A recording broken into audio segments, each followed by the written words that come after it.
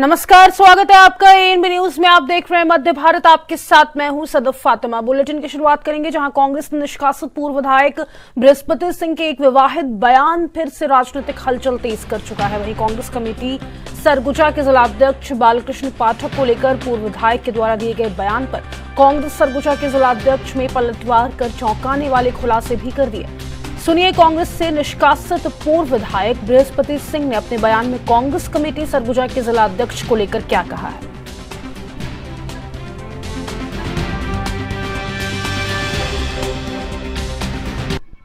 उन्होंने ये कहा है कि गंभीर आपराधिक प्रकरण से बचने के लिए मैं रामानुजन में छिपे छिपे घूम रहा था।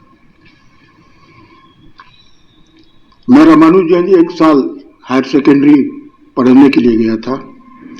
अंबिकापुर में मैं फेल हो गया था। मेरे बड़े भाई धनंजय पाठक वहां प्रधान पाठक थे, जिनको पूरे रामानुजन बड़े सम्मान से पाठक गुरुजी के नाम से जानते हैं। और मेरे ख्याल से बृहस्पति सिंह जी को भी पढ़ा है, जो आज तक अनेक बार उनसे मार खाने के बावजूद भी 5वीं पास नहीं कर सके। और रामानुजन में मैं स्कूल में एडमिशन लिया था। उस समय प्रिंसिपल साहब थे, प्रिंसिपल साहब के साथ उपाध्याय जी थे। उपाध्याय सर, रामानुजन में मैंने स्पोर्ट्स गतिविधि को आगे बढ़ाया। वहाँ पर पहला बार रामानुजन के मैदान में क्रिकेट का पिच बनवाया। उसके बाद वहाँ क्रिकेट का किट मंगवाया।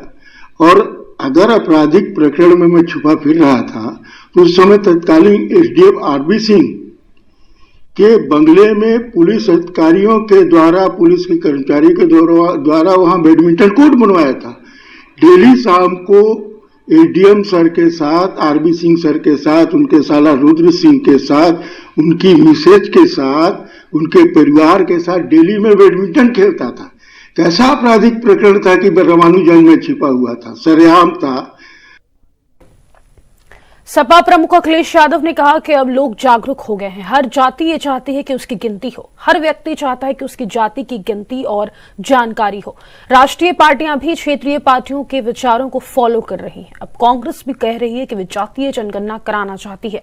भाजपा भी दबी जुबान कहती है कि जातीय जनगणना कराएंगे। सबने स्वीकार कर लिया है कि ये होना चाहिए और जाति के हिसाब से अधिकार और हक मिलना चाहिए। सही बात है कि कौन कहाँ पैदा होता है इसका किसी के हाथ में नहीं है। क्योंकि मैं उस परिवार में पैदा हो गया इसलिए मैं यादव हो गया। आप किसी और परिवार में पैदा हो गए तो आप वो हो गए। लेकिन एक अच्छी बात यह है कि इधर लोग जागरूक हो गए हैं और जागरूक होकर के पूरे देश में ये बहस छिड़ी हुई है। हर जाति ये चाहती है कि उसकी गिनती हो। पूरे देश में एक अच्छाई ये आई है कि हर व्यक्ति चाहता है कि उसकी जाति के बारे में गिनती हो और जानकारी हो। और ये बात यहाँ तक पहुँच गई कि राष्ट्रीय पार्टियाँ भी आजकल रीजनल पार्टीज़ का जो नैरेटिव है उसको फॉलो कर रहे हैं। मुझे याद है लोकसभा में जिस समय नेताजी थे, शरद यादव जी थे, आदरणीय लालू प्रसाद यादव जी थे और दक्षिण भारत के बड़ी संख्या में नेता, रीजनल पार्टी के बड़ी संख्या में लीडर्स ये मांग कर रहे थे कि जाति जनगणना हो, जातियों को गिना जाए और गिन करके उनको अधिकार और सम्मान मिलना चाहिए। ये लड़ाई लड़ी गई थी, उस समय सरकार दूसरी थी और वो लड़ाई आज भी चल रही है। अब सोचिए, कांग्रेस भी कह रही है कि हम जाति जनगणना कराना चाहते हैं, बीजेपी भी दबी जुबान कहती है कि हम जाति जनगणना कराएंगे। तो ये एक अच्छी बात हो गई है कि पूरे देश में ये बहस छिड़ गई है और सबने स्वीकार कर लिया है। पन्ना निवासी अजीत कुमार मिश्रा ने एमपीपीएससी राज्य सेवा परीक्षा 2023 फाइनल में टॉप किया है। एमपीपीएससी परीक्षा में टॉपर अजीत कुमार मिश्रा ने कहा कि मैंने प्रथम स्थान प्राप्त किया है और डिप्टी कलेक्टर पद पर चयन हुआ है। मुख्य परीक्षा में मुझे 1400 में से 821 नंबर प्राप्त हुए हैं। साक्षात्कार में 175 में से 45 अंक प्राप्त हुए हैं। मुझे 1575 में से कुल 966 अंक प्राप्त हुए हैं। मेरे पिताजी सामान्य कृषक हैं और आजीविका चलाने के लिए वो निजी शिक्षण भी करते हैं और माताजी गृहिणी है। काफी आर्थिक परेशानियां उठानी पड़ी। कई बार इतनी आय नहीं होती थी, लेकिन मैंने अच्छे से पढ़ा और स्कॉलरशिप लगातार मिलती रही। स्कॉलरशिप से जो मिला उसे बचाया और उसी से कोचिंग की और आज परिणाम सामने है। सर आपका नाम? सर मेरा नाम अजीत कुमार मिश्रा है और मैंने MPPSC 2023 की राज्य सेवा परीक्षा में प्रथम स्थान हासिल किया है और एज ए डिप्टी कलेक्टर के पद पर सिलेक्ट हुआ हूँ। कितना नंबर प्राप्त हुए? सर मुख्य परीक्षा में मुझे 1400 में से 821 नंबर प्राप्त हुए हैं और साक्षात्कार में 175 में से 145 अंक प्राप्त हुए हैं। तो सर मुझे टोटल 966 अंक प्राप्त हुए हैं 1575 में से। अच्छा, बतौर नायब तहसीलदार भी अभी आप कहाँ पदस्थ हैं? सर बतौर नायब तहसीलदार में अभी मैहर कलेक्ट्रेट में पदस्थ हूँ। तो ये पहले एग्जाम क्लियर कर ली थी आपने? सर एग्जाम चूँकि PSC के एक साथ ही हुए हैं 22, 23, 24 थोड़े थोड़े अंतराल में, उन सभी के रिजल्ट सर इसी साल आए हैं जनवरी में। तो नायब तहसीलदार का सर जो रिजल्ट था वो 18 जनवरी 2025 को आया था और 9 जून 2025 को सर मैंने एज ए नायब तहसीलदार मैहर में ज्वाइन किया था और ये सर अभी रिजल्ट कल ही आया है और इसमें मैं डिप्टी कलेक्टर के पद पर सिलेक्ट हुआ हूँ। इससे पहले सर 2024 के रिजल्ट में मेरा सिलेक्शन असिस्टेंट डायरेक्टर फाइनेंस में हुआ था। Family background? Family background sir मेरे पिताजी सामान्य कृषक हैं और आजीविका चलाने के लिए प्राइवेट टीचिंग का काम भी वो करते हैं और माता जी गृहिणी गाँव में सर पन्ना जिले के अंतर्गत गुनौर तहसील है सर, उसमें एक छोटा सा ग्राम है महर रामपुर, वहाँ कई सर निवासी हुए। परेशानी उठाना पड़ी पढ़ाई की? सर परेशानी आर्थिक परेशानियाँ सर उठानी पड़ी। कई बार ऐसा होता था कि उतनी इनकम नहीं होती थी और अफोर्ड करने के लिए, लेकिन सर अच्छे से पढ़ा, स्कॉलरशिप। मध्य प्रदेश के मुख्यमंत्री मोहन यादव क्या कुछ कह रहे हैं, सुनाते हैं आपको। तो मैं अपने हाथ से वो खंजर लेती और अपने सीने में घोप करके भारत माता की जय करते हुए अपना बलिदान दे देती है। ये गौरवशाली अतीत अगर कहीं से जुड़ता है तो रानी दुर्गावती के माध्यम से जुड़ता है। हमें इस बात का साक्षात जगदम्बा करके वो रणचंडी बन करके उस युद्ध में आती। ये पाठ हमारे शिक्षाक्रम से बाहर था। मुझे इस बात की प्रसन्नता है कि शिक्षा हमारी शिक्षा नीति के माध्यम से जब मैं शिक्षा मंत्री बना तो हमने कहा कि रानी झांसी की रानी जैसे जननी के नाते से खूब लड़ी मर्दानी वो तो झांसी वाली रानी है। ये पाठ्यक्रम में होने से उनका बलिदान 1857 के दरमियान की क्रांति की याद दिलाता है और उससे पूर्ववर्ती काल में रानी दुर्गावती का भी एक गौरवशाली अतीत है। इसलिए हमने रानी दुर्गावती के नाम पर भी न केवल कैबिनेट की बल्कि पाठ्यक्रम के साथ साथ भी उनकी पुरानी राजधानी संग्रामपुर में भी हमारी कैबिनेट का आयोजन हुआ। बाद के काल में हमने ऐसे सारे महापुरुषों को, जैसे हमारे यहाँ राजा भगत सिंह एक बहुत बड़े क्रांतिकारी हुए जो पचमढ़ी के अंदर अपना संघर्ष प्रारंभ करते हैं। ऐसे समय में जब ये हमारे अतीत के गौरवशाली पक्ष के ऐसे सारे भीमा नायक, शंकर शाह, रघुनाथ शाह, अब जब मैं इधर मालवा की निमाड़ के पद देखता हूँ तो टंटिया मामा, ऐसे उनके लिए भी हमने अपनी पहली यूनिवर्सिटी खरगोन के अंदर खोल करके टंटिया मामा के नाम पे न केवल उनका हमने नाम अविस्मरणीय बनाया बल्कि उनके उस गौरवशाली अतीत से समाज को परिचित कराकर विश्वविद्यालय उनके नाम पे लोकार्पित किया। बहुत सारे काम और कार्यक्रम किए। आज के समय में जब हम उनकी अपनी बिरसा मुंडा की 151वीं जयंती मना रहे हैं तो ये हमारे लिए बिरसा मुंडा सहित आदिवासी समाज के वो अंचल की सारी विशेषताएं समाज के बीच में लाए। हमारी सरकार के माध्यम से माननीय भाई साहब बताना चाहेंगे कि ये हमारे अपने तमाम ग्रामीण अंचल के अंदर मनने वाले त्योहारों में भी हमने उनका सम्मान करते हुए जैसे भगोड़ा पर्व को राष्ट्रीय पर्व बना करके इस बात की प्रेरणा दी कि यह त्योहार हमारे लिए वास्तव में उत्सव का त्योहार भी, जो न केवल बदलती ऋतु के साथ उस संस्कृति को सिर माथे लगाने के लिए लालच करता है, उसी के साथ साथ हमारे बीच बहुत सारी आदिवासी अंचल की अलग अलग योजनाओं में जिसमें हमारे समाज के विभिन्न अंचल में फैले हुए सभी प्रकार के लोगों के जन कल्याणकारी योजनाओं का बहुत लंबा सिलसिला चालू किया। लेकिन चूंकि हमने आज भगवान बिरसा मुंडा की जयंती मनाने के लिए सरकार के माध्यम से हमारे सभी आदिवासी अंचल के अंदर इन व्यवस्थाओं को जुटाया है, कई प्रकार के कार्यक्रमों की रचना बनाई है और विस्तार से बात करने के लिए हमारे बीच माननीय महामंत्री जी संगठन के बैठे हैं। हमारे माननीय वरिष्ठ मंत्री विजय शाह जी को भी हमने इस काम से जोड़ा है। हमारे सभी सांसद, विधायक, हमारे सभी संगठन के लोग अलग अलग प्रकार से, हमने कहा केवल आदिवासी अंचल में नहीं, हर जिले के अंदर हमारे वाद विवाद प्रतियोगिता से लेकर कई प्रकार के कार्यक्रम जिनके माध्यम से जन जन को हमारे भगवान बिरसा मुंडा की उनकी संघर्ष की कहानी और गौरवशाली अतीत की कहानी पूरा प्रदेश को जानना समझना चाहिए। इसलिए कई प्रकार के कार्यक्रमों की रचना बना करके हमने इस आयोजन को भव्य से बनाने का प्रयास किया और 15 तारीख के दिन 2 हिस्सों में इस कार्यक्रम को बनाने का प्रयास किया है। एक कार्यक्रम हमारा अलीराजपुर में होगा, एक कार्यक्रम मुख्य कार्यक्रम जबलपुर में होगा, लेकिन रचना ऐसी भी जोड़ी के कार्यक्रम जब करें तो जन कल्याणकारी योजनाओं का नीचे तक लाभ भी मिले तो तमाम हितग्राही विभागों का जो आदिवासी अंचल में दे रहे हैं उन सब हितग्राहियों को भी लाभ हम पहुंचाने वाले हैं। और वास्तव में तो आगे बढ़ेंगे जहां मध्य प्रदेश की राजधानी भोपाल के टिम्बर मार्केट में उस वक्त अफरा तफरी मच गई जब लकड़ी के गोदाम में अचानक भीषण आग भड़क गई। देखते ही देखते आग ने विकराल रूप ले लिया और आसपास की कई दुकानों को अपनी चपेट में ले लिया। आसमान तक उठती लपटें और काले धुएं का गुब्बार पूरे इलाके में दहशत का माहौल बन गया।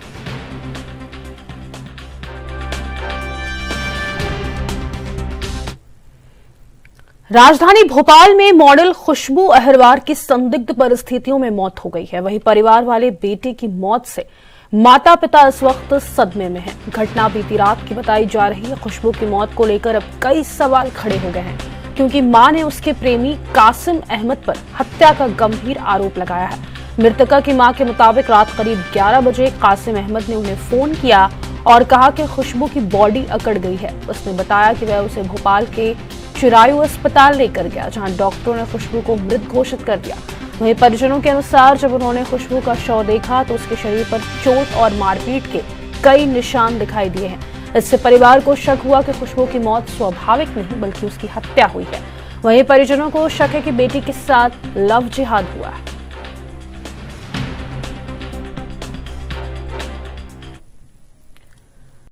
हर वर्ष की तरह इस वर्ष भी पौराणिक त्योहारों के अवसर पर सर्व यादव समाज के प्रदेश अध्यक्ष रमेश यदुजी समाज की उत्थान की दिशा में लगातार सक्रिय। आज उन्होंने बलरामपुर जिले के शंकरगढ़ में सामाजिक दौरा किया और समाज के कार्यकर्ताओं के साथ बैठक की।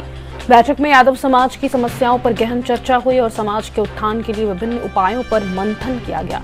इस दौरान श्री यदु ने स्थानीय प्रशासन और शासन पर आरोप लगाते हुए कहा कि यादव समाज के लोग भेदभाव का शिकार हो रहे हैं।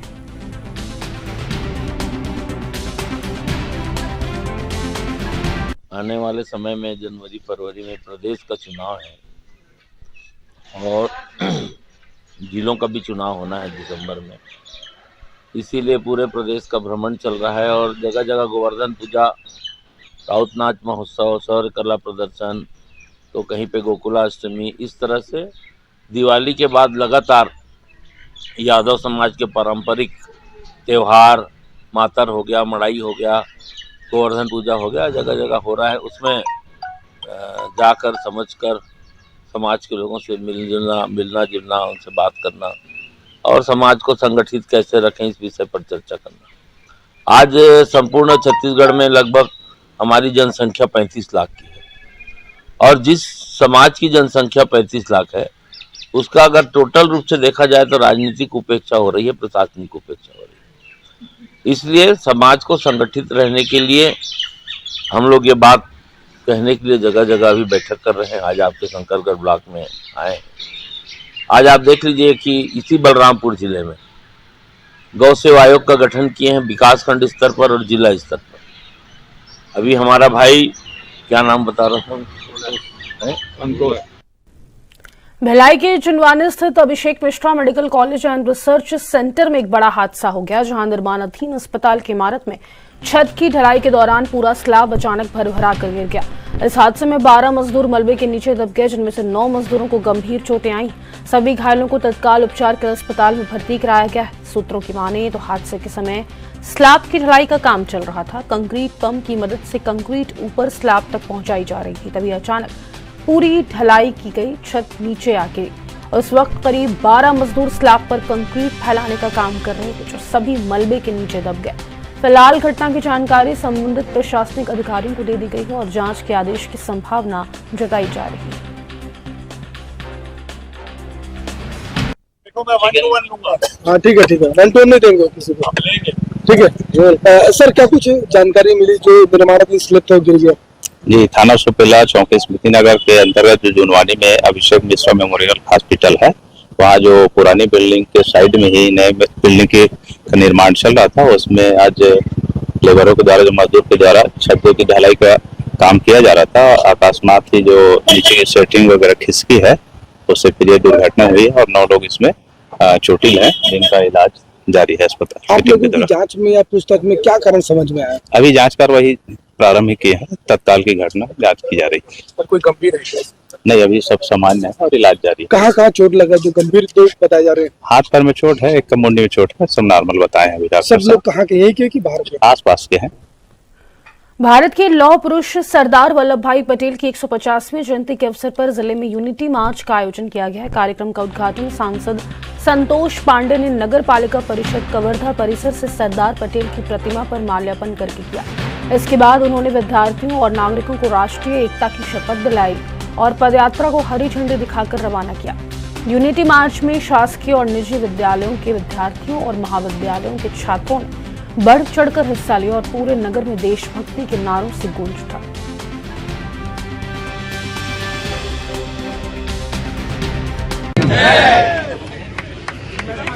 विभिन्न विद्यालय के छात्र छात्राएं यहाँ उपस्थित हैं। आज जो दिन है और जिसके लिए हम मार्च करने वाले हैं, गगन भेदी नारे से कवर्धा गुरु के भारत माता की जय, भारत माता की जय, सरदार वल्लभ भाई पटेल अमर रहे, सरदार वल्लभ भाई पटेल अमर रहे, किया है। आज जिसके लिए हम यहाँ उपस्थित हुए हैं, ऐसे सरदार वल्लभ भाई पटेल महापुरुष अनेक हुए, अनेक सपूत हुए, अनेक देश के लिए मरने और मिटने वाले हुए, अनेक हुतात्मा हुए, अनेक क्रांतिकारी हुए, किंतु सरदार वल्लभ भाई पटेल ने जो काम किया है वो कार्य ये सबसे अलग है। स्वतंत्र भारत के बाद तत्काल ये तय करना था। छत्तीसगढ़ के मुख्यमंत्री विष्णुदेव साय ने कहा कि सरदार पटेल का 150वां जयंती वर्ष चल रहा है। इस वर्ष को हम भारत पर्व के रूप में मना रहे हैं। स्टैच्यू ऑफ यूनिटी पर आज छत्तीसगढ़ के लिए दिन निर्धारित है। हम वहां जा रहे हैं। कल अहमदाबाद में इन्वेस्टर कनेक्ट आयोजन है, वहां के उद्योगपतियों से मुलाकात होगी। हम उन्हें छत्तीसगढ़ में निवेश के लिए आमंत्रित करेंगे।